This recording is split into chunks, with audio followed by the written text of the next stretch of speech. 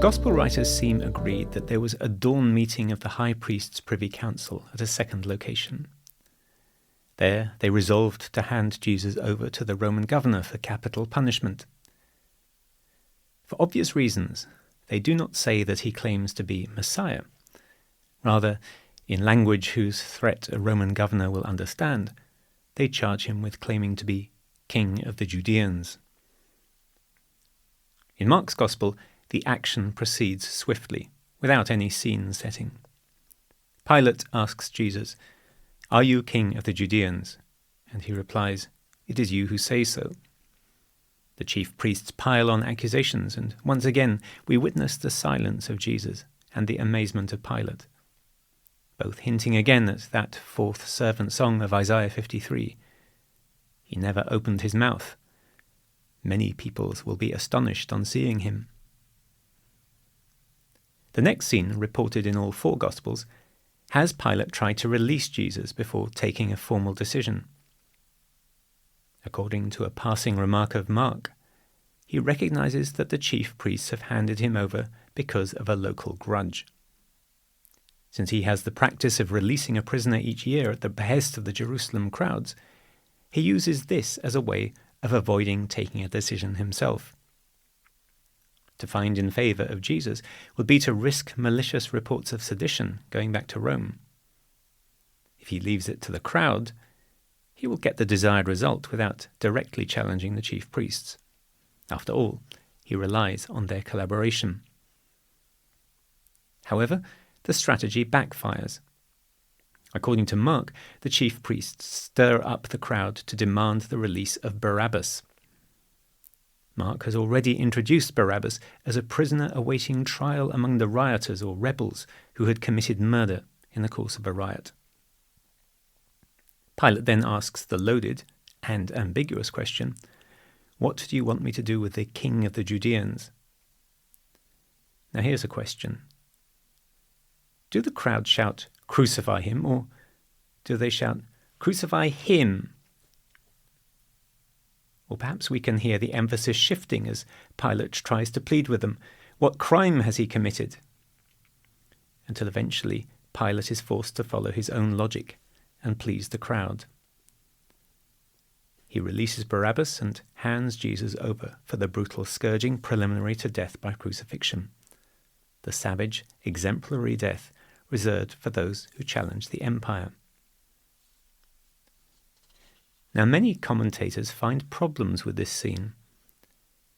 Pilate, who elsewhere in the history record appears ruthlessly pragmatic, seems uncharacteristically concerned for this unknown prisoner. Why would he give a second thought about crucifying a potential rebel, duly presented by his relatively trusted collaborators in Jerusalem? Then there's the oddness of the scene itself. There is nothing in the Jewish record to suggest that there was a local practice of releasing prisoners at the Passover that was taken on and respected by the Romans. Nor is there any suggestion in the Roman record of a similar practice either in Judea or elsewhere in the empire. As a result, some have suggested that the scene is an artificial creation, structured to absolve the Roman authorities of responsibility for Jesus' death, and to place that responsibility squarely on the shoulders of the Jerusalem crowd. We'll see that Matthew, Luke, and John do indeed go much further than Mark in emphasizing Pilate's reluctance. Matthew, in particular, adds dialogue that emphasizes the responsibility of the Jerusalemites, a dialogue that had terrible consequences for later Jewish-Christian relations. Thus, more radical interpreters have claimed to get below the surface of the gospel text to find a Jesus who is a genuinely revolutionary figure and a genuine threat to the empire. For them, the crucifixion simply is the direct response of Rome to a real threat of rebellion. Our scene is a later fiction created by second and third generation Christians to make Christianity acceptable to the empire and distance themselves from the Jews. Well, we always have to say, I don't know. But there are one or two things that suggest a more nuanced way of looking at the questions. John's Gospel in particular portrays Caiaphas as recognizing in Jesus a destabilizing presence. Since Pilate was only in Jerusalem to keep an eye on the festival, it seems reasonable to suppose that it was the Jewish authorities who had rounded up not only Jesus, but also the other prisoners now awaiting trial for rioting. And that was their job. The governor would then make a decision on his visit and order their punishment as appropriate. Given that Passover was a festival of liberation where religious and political aspirations could easily mix together in a heady cocktail, offering the crowds a choice of prisoner for release would not be a stupid strategy. On the one hand, the public condemnation and execution of the guilty sends an important annual message not to mess with Roman justice. On the other, the simultaneous release of a token prisoner chosen by public demand deflects some hostility and demonstrates the clemency of Roman rule. We might even suppose that a cynical practice would include a harmless extra among those arrested, so that no one genuinely dangerous would get released. Such a scenario is compatible with the four Gospel accounts, all of which, together with the oblique mention in Acts of the Apostles, insist on this scene. If this were a practice developed by Pilate ad hoc, the fact that it is not mentioned either in Josephus, the rabbinic tradition, or elsewhere in the empire would be no surprise. If there is an element of surprise, it is why the crowd would prefer the release of Barabbas to the innocent Jesus. Mark, as we saw, suggests that the chief priest's agents stirred them up. This is not implausible, and might have been rather easier than we think. We are used to accepting the gospel picture in which Jesus has a dramatic impact on the whole of Jerusalem during his last week there. However, the crowds were huge during Passover. Jesus' committed followers were not that numerous, and many of the local Jerusalem dwellers may not have been so ready to be impressed by a prophet from Galilee. What of those who had been tagging along, hoping for a Messiah and a revolution? Jesus was publicly asked about paying taxes to Caesar, the question that had inspired a regional uprising 30 years before. His answer was, "Render to Caesar what is Caesar's, and to God what is God's." If you had been hoping for a new age free from Roman control, would you still be looking to Jesus to bring it about?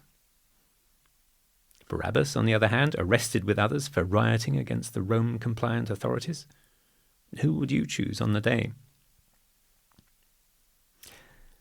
The last 5 minutes has been entirely speculative, but it shows one possible way of making sense of some of the basic elements of a narrative strand on which all the Gospels insist.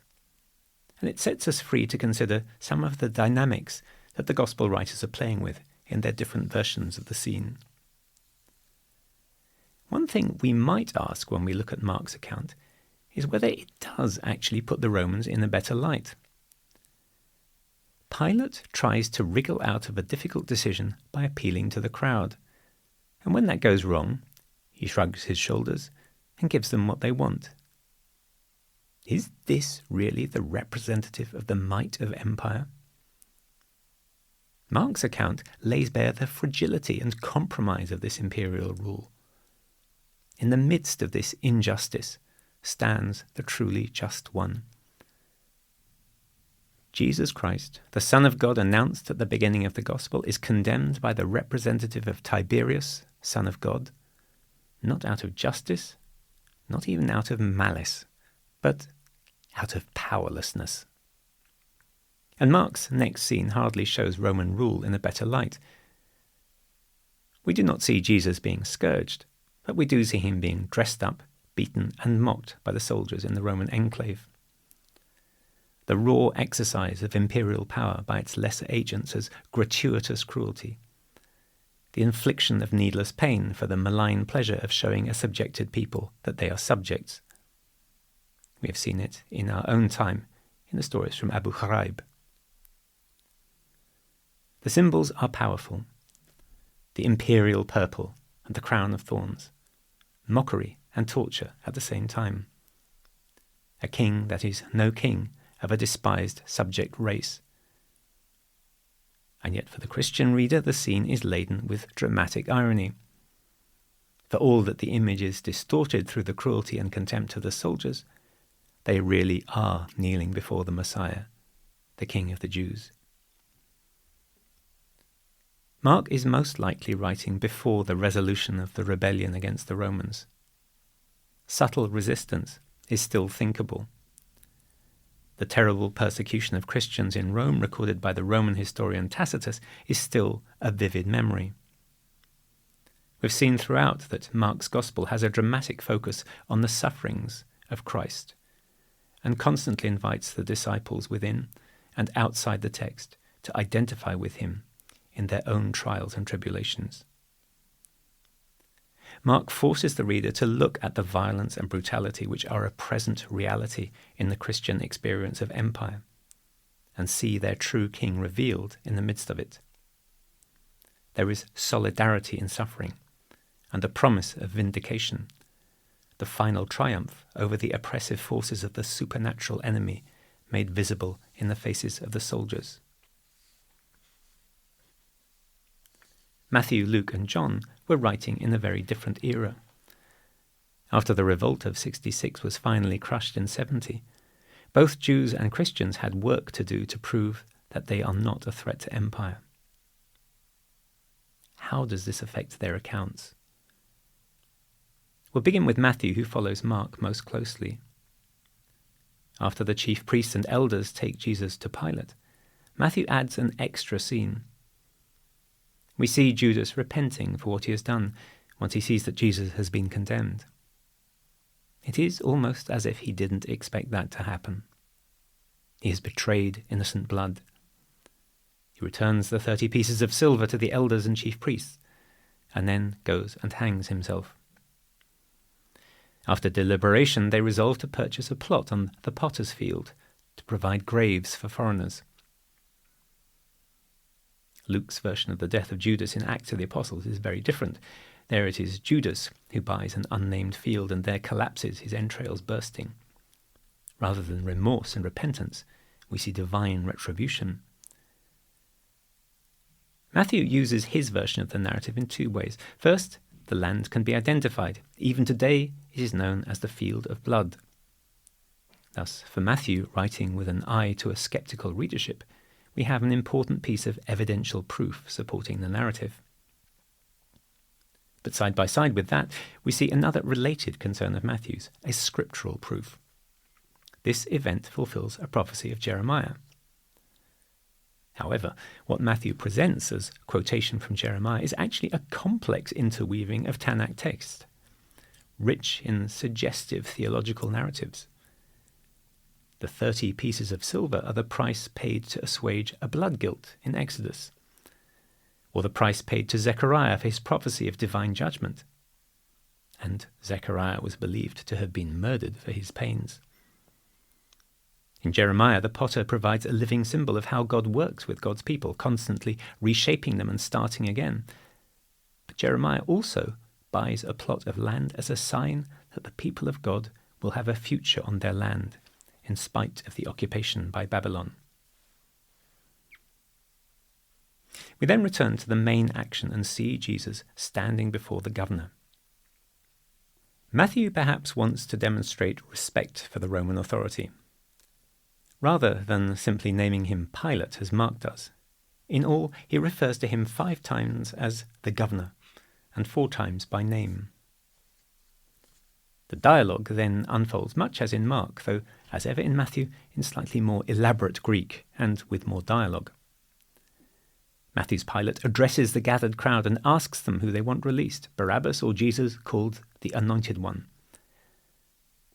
Matthew, as a Jewish Christian writing after 70 AD, carefully chooses not to mention rebellion or rioting. Barabbas is simply a notorious prisoner.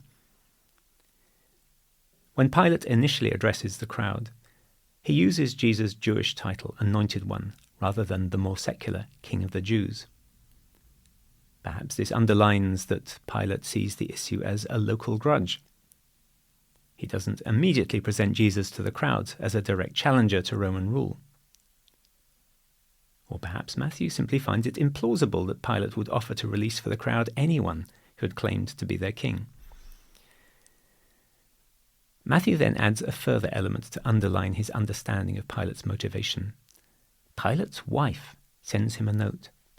She has had a dream and warns him to have nothing to do with that just man. Simple phrases are powerfully laden in our very dense texts, and here we glimpse the narrative thread of the suffering just man. That thread runs all the way through the scriptures, from the story of Abel through Isaiah's suffering servant to the figure of the persecuted virtuous man in wisdom. Let us lie in wait for the virtuous man, since he annoys us. The just man suffers, but will be vindicated by God.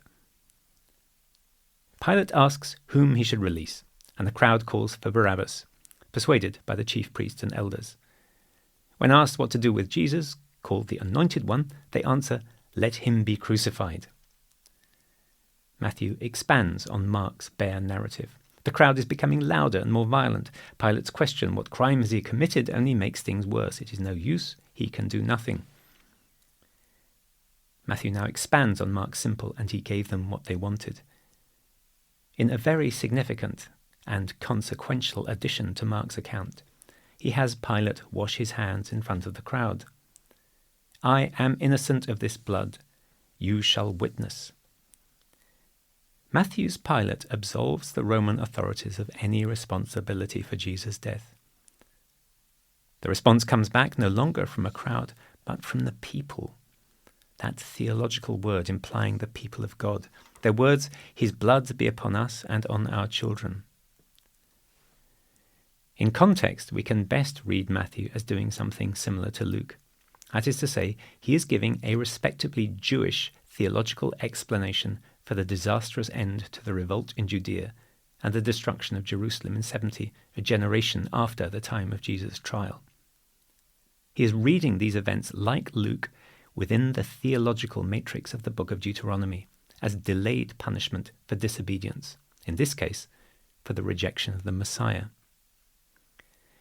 But these lines have been misread by Christians of later centuries with terrible consequences. They are at the root of the terrible slur that the whole Jewish people in every age is responsible for the death of the Son of God. It is only in the last 80 years, after the horrors of the Holocaust and the development of a richer theology of interfaith relations, that the Catholic Church has been able definitively to reject such misinterpretation and eradicate it from liturgical text. Although Matthew thus exonerates Pilate of guilt and places the burden of blame on the people of Jerusalem, he too hints at Pilate's weakness. The governor was supposed to stand up for Roman justice, to protect the just man, but he found himself helpless before the baying crowd. And Matthew makes the point that it is the governor's own soldiers who take Jesus and mock him, as described by Mark. Whatever Pilate may have thought about Jesus as a just man, it is his men who kneel before him, mocking the King of the Jews, crowned with thorns and dressed in scarlet. And it is his men who will drag him off to execution. Thank you for listening, and see you next episode.